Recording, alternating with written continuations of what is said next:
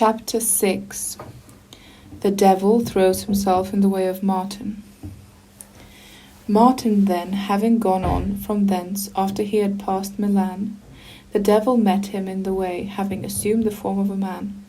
The devil first asked him to what place he was going. Martin, having answered him to the effect that he was minded to go whithersoever the Lord called him, the devil said to him, "Wherever you go, or whatever you attempt, the devil will resist you." Then Martin, replying to him in the prophetical words, said, "The Lord is my helper, I will not fear what man can do unto me." Upon this his enemy immediately vanished out of his sight, and thus, as he had intended in his heart and mind, he set free his mother from the errors of heathenism, though his father continued to cleave to its evils. However, he saved many by his example.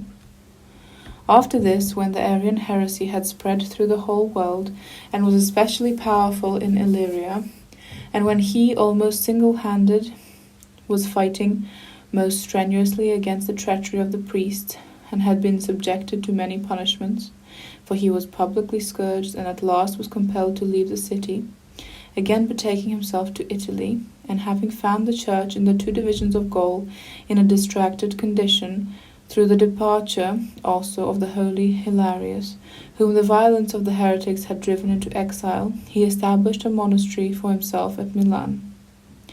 There too Auxentius, the originator and leader of the Arians, bitterly persecuted him, and after he had assailed him with many injuries, violently expelled him from the city.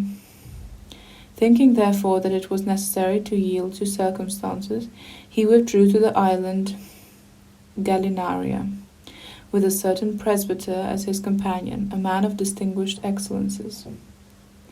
Here he subsisted for some time on the roots of plants, and while doing so he took for food hellebore, which is, as people say, a poisonous kind of grass.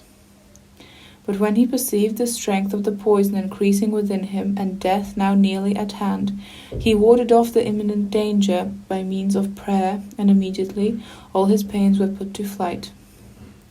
Not long after, having discovered that, through patience on the part of the king, permission to return had been granted to holy Hilarius, he made an effort to meet him at Rome, and with this view set out for the city.